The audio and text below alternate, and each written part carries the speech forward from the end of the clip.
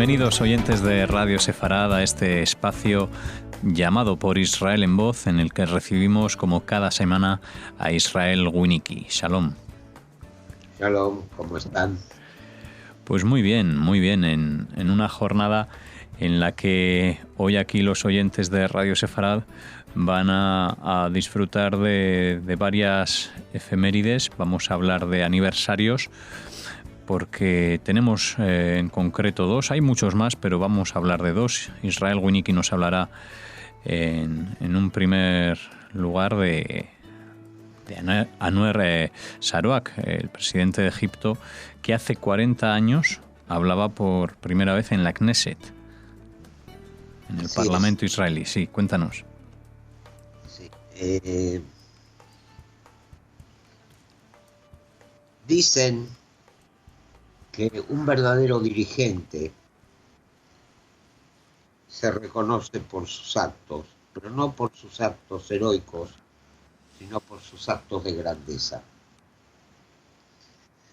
Anwar el-Sadat,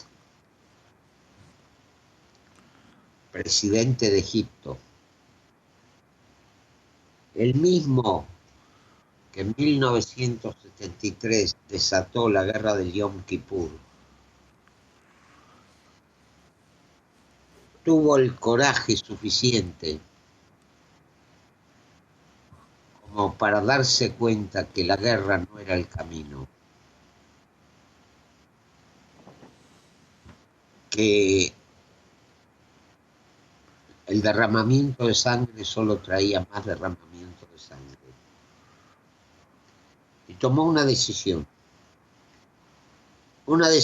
que dejó asombrado al mundo, que provocó el rechazo de la Liga Árabe hasta tal punto que Egipto fue expulsado de la misma. ¿Cuál fue esa decisión? En 1977, en noviembre de 1977, Anwar el-Sadat vuela a Israel y llega hasta Jerusalén y habla como presidente de Egipto, como presidente de un país hasta ese momento enemigo,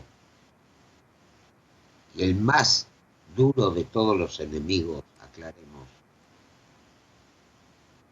habla de paz. ¿Quién era primer ministro en ese momento de Israel?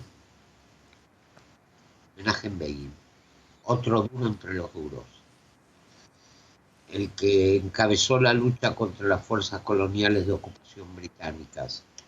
Fue comandante del Irgun, un ejército clandestino que combatió a los ingleses. Representante del nacionalismo a ultranza. Pero tanto Sadat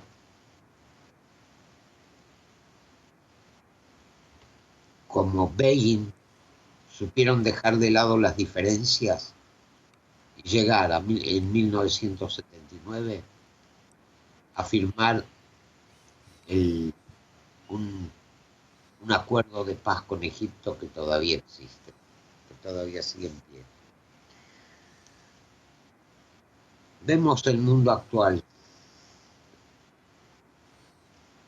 vemos dirigentes que quieren y no se atreven, dirigentes de países árabes que dicen que puede ser, que sí, que no, pero no se atreven todavía a dar el primer paso.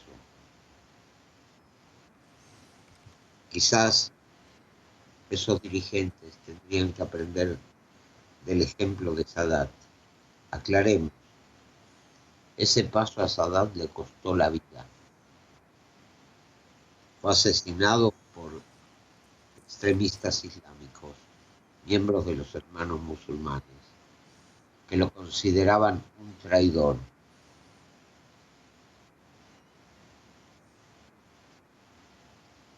Como decía, esos dirigentes árabes que dicen que sí, que no, que aprendan del ejemplo de Anwar el-Sadat,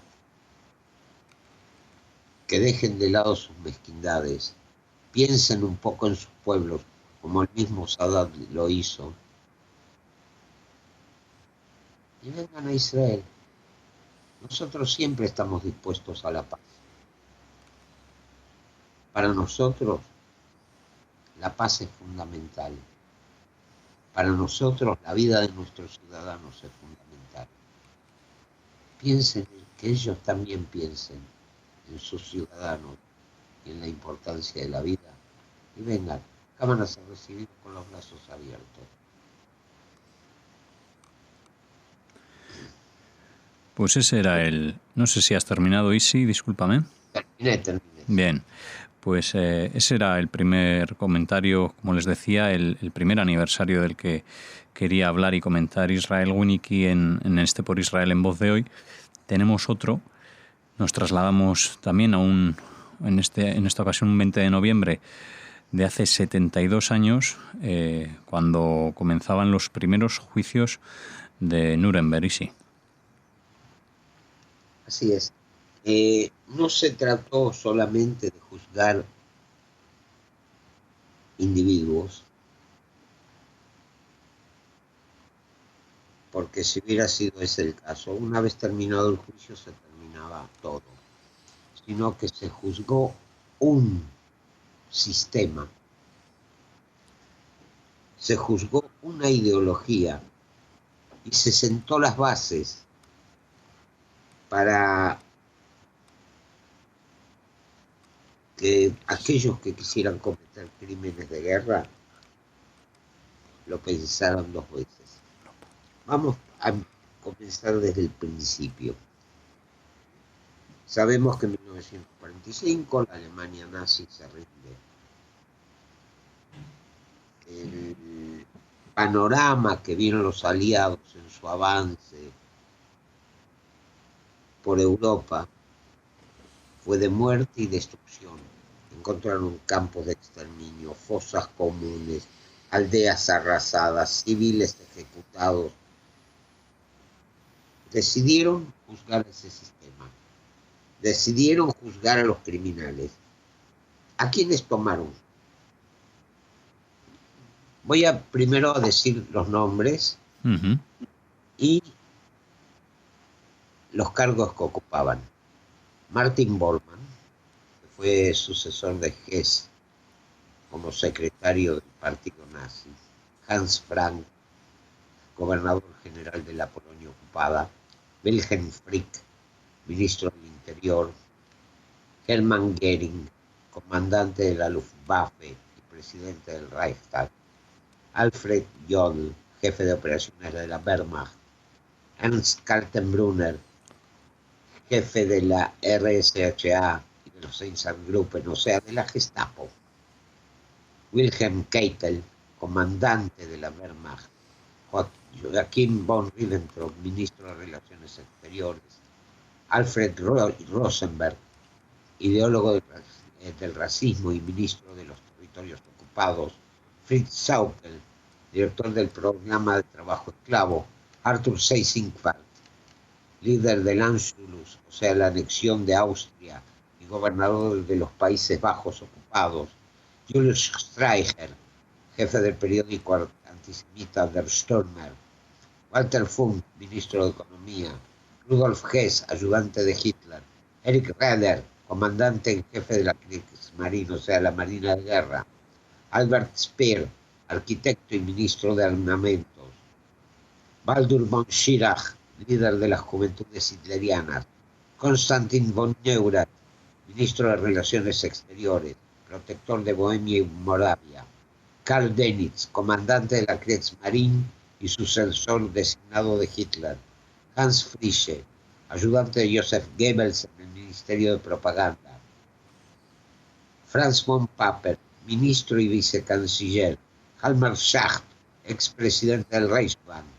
Gustav Krupp, que fue en un juicio aparte juzgado, industrial que usufructó del trabajo esclavo. Y Robert Ley, jefe del Frente Alemán del Trabajo.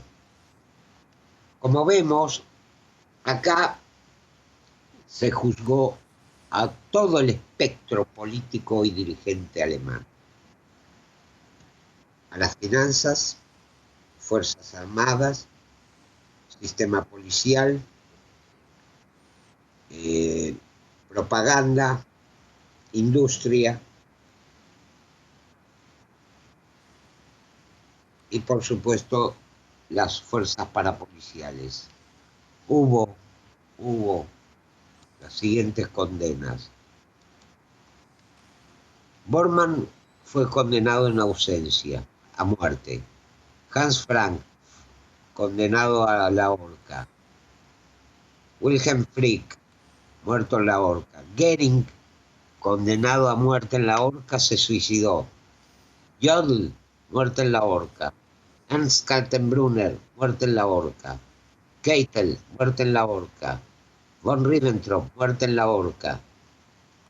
Schaukel, muerte en la horca. Seyss-Inquart en la horca. Streicher en la horca. Funk, cadena perpetua. Hess, cadena perpetua. Raeder, 20 años. No, perdón, cadena perpetua. Speer, 20 años. Von Schirach, 20 años.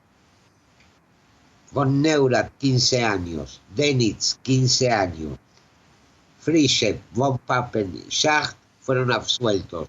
Ley se suicidó.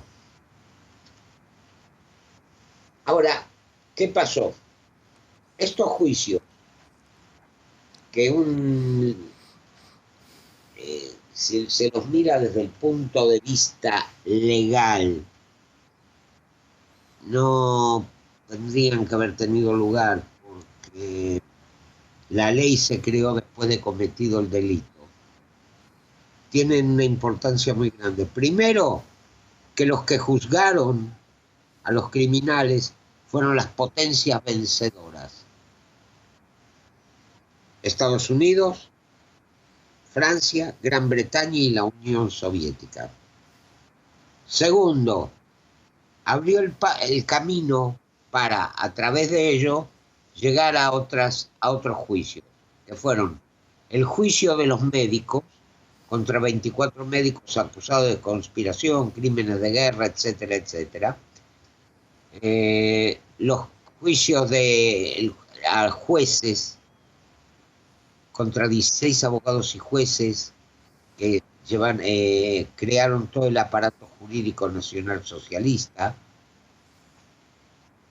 El juicio a la IG Farben, el juicio a los Krupp, al grupo Krupp, el juicio a los ministros, el juicio del alto mando, o sea, todo el aparato nazi, gracias a este juicio, pudo ser juzgado.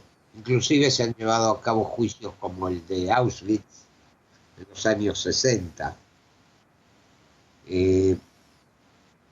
Pero la importancia del juicio de Nuremberg va más allá de las condenas al aparato nazi. A partir de esto se creó el Tribunal Internacional, un tribunal que monitorea el mundo y donde ven que hay crímenes de guerra, los responsables son detenidos, juzgados, condenados y encarcelados. Como se vio en el caso de la ex Yugoslavia, donde varios dirigentes fueron juzgados por crímenes de lesa humanidad, condenados. Esa es la importancia del juicio de Nuremberg.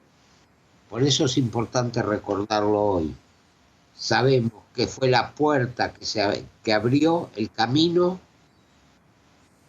para que nunca más se puedan cometer impunemente crímenes de guerra. Actualmente el mundo está viviendo una etapa de violencia. Se están cometiendo crímenes de guerra en Medio Oriente, en África, en el Extremo Oriente. Pero los que están cometiendo esos crímenes tienen que saber que hay un antecedente legal para que tarde o temprano paguen por esos crímenes. Ese antecedente fue el juicio de Nuremberg, que se inició el 20 de noviembre hace 72 años. Pues con este recuerdo, con esta fecha en la memoria para no olvidar y para que sepan de dónde provienen y qué es lo que no queremos que se repita, finalizamos este Por Israel en Voz de hoy. Ponemos aquí un punto y aparte porque continuaremos con Israel Winicky en este programa de Radio Sefarad, hablando de historia, de asuntos históricos y también de asuntos de actualidad. Pero en esta ocasión Israel quería dedicar el programa a estos 2 aniversarios, así lo hemos hecho y esperamos tenerte de nuevo la próxima semana, Israel. Si Dios quiere. Hasta la semana que viene. Hasta entonces no nos marchamos sin antes decirles que pueden entrar en la página web www.porisrael.org. Allí podrán encontrar más artículos y más temas de su interés relacionados con este programa. Hasta la próxima.